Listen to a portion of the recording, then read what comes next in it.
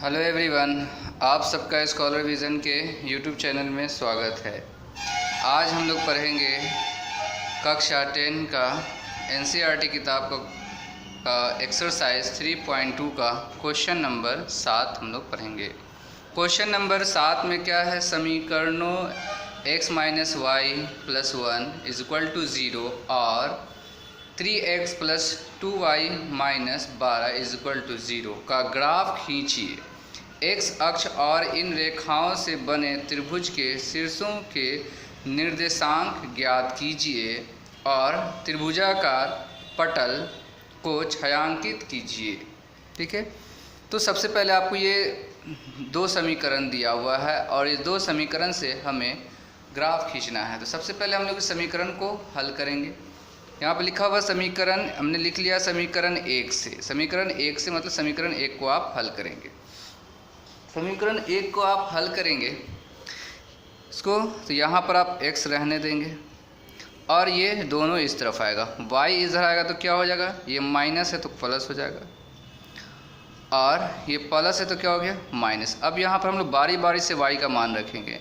यहाँ पर लिखेंगे जब y इजकल टू, आप कुछ भी रख सकते, जैसे मान लेते 3 रखा, तब x इजकल टू क्या होगा, x is equal to y minus 1 है। यहाँ पर y की जगह पर हम लोग 3 लिखेंगे माइनस 1 और यहाँ पर क्या हो जाएगा 2। तो जब आपने y इजकल टू कितना लिया है 1, तब x इजकल टू कितना आया है यहाँ पर 2। फिर आप और भी कुछ वैल्यू रखेंगे, यहाँ पर लिखेंगे आप जब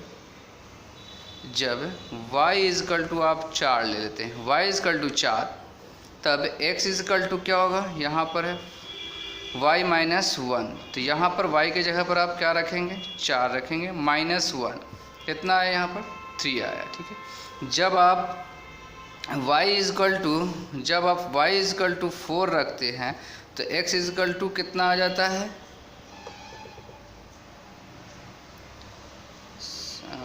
सॉरी यहाँ पर वैल्यू में कुछ प्रॉब्लम है। जब यहाँ पर हमने रखा था y इजकल टू कितना 3 रखा था, y इजकल टू 3 तब x इजकल टू 3। चलो ठीक है, जब x इजकल टू आप 4 रखते हैं, y इजकल टू आप 4 रखा तो x इजकल टू कितना आ गया यहाँ पर, ये 3 आया। तो आपने समीकरण 1 को हल कर लिया। अब हम लोग समीकरण 2 को भी हल करेंगे कुछ इसी प्रकार। क्या यहाँ पर करेंगे आप 3x को रहने देंगे यहीं पर, ठीक है, और ये दोनों को इस तरफ लाएंगे। ये माइनस तो क्या होगा 12, हम कोशिश करते हैं कि प्लस वाला पहले लिखे, और ये माइनस 2y इस तरफ आ गई है।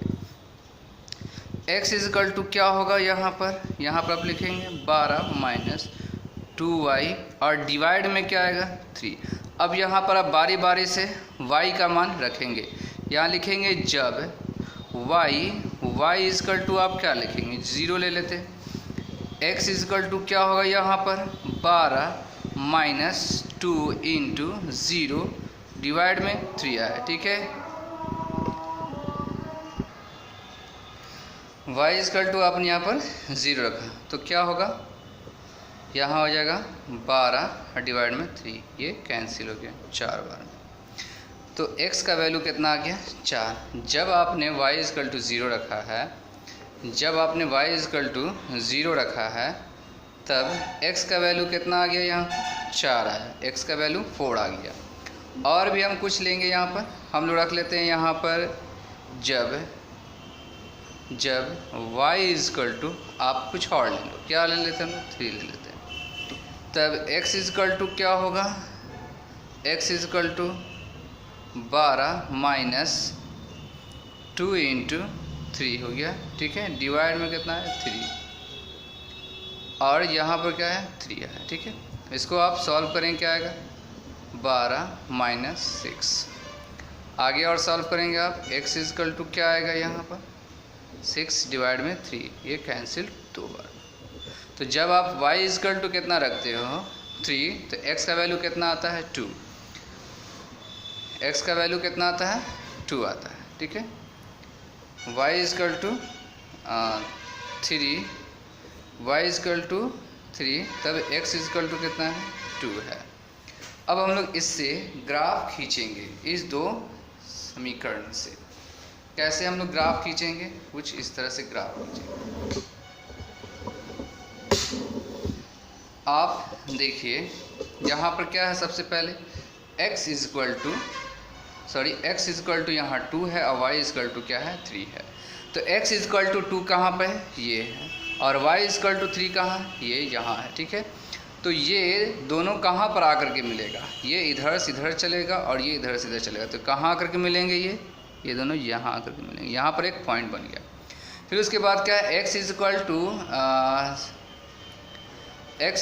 3 और y इक्वल टू कितना है 4। तो ये इधर से इधर चला और ये इधर से चला, तो कहाँ आकर मिला, ये यहाँ आकर के मिला। अब आप क्या करेंगे, इस दोनों पॉइंट को मिला करके एक लाइन खींचेंगे। हम लोग दोनों पॉइंट को मिलाते हुए हम लोग एक लाइन खींचेंगे। ये हमने लाइन को खींच दिया है। ठीक है, ये आपने लाइन खींच दी है। अब यहाँ पर आप क्या करेंगे, कोऑर्डिनेट लिखेंगे। यहाँ पर क्या मिला आपको, यहाँ पर हमें क्या मिला, इधर से देखिए 2 है। ठीक है, तो यहाँ पर लिखेंगे 2 और 3 मिला। यहाँ पर क्या है कोऑर्डिनेट, यहाँ पर जो हमारा कोऑर्डिनेट है वो है इधर से देखिए 3 और ये है y इक्वल टू 4। तो यहाँ पर आप लिख सकते हैं कोऑर्डिनेट 3 और 4। पहले हम लोग x का मान लिखते हैं। ठीक है, अब क्या करेंगे, आप इस लाइन के ऊपर कहीं पर भी आप उस समीकरण का नाम लिख देंगे जिस समीकरण से आपने इसे ड्रॉ किया। आपने किस समीकरण से ड्रॉ किया है, इससे ड्रॉ किया है, तो यहाँ पर लिखेंगे x minus Y plus 1 equal to 0। आपने इस समीकरण को लिख दिया। अब हम लोग इसी तरह से दूसरा समीकरण से भी हम लोग ग्राफ खींचेंगे।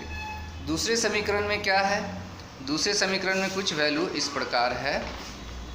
आप देखिए वैल्यू क्या है, यहाँ पर x इक्वल टू आपके पास क्या है, x इक्वल टू 4 है और y इक्वल टू क्या है 0 है।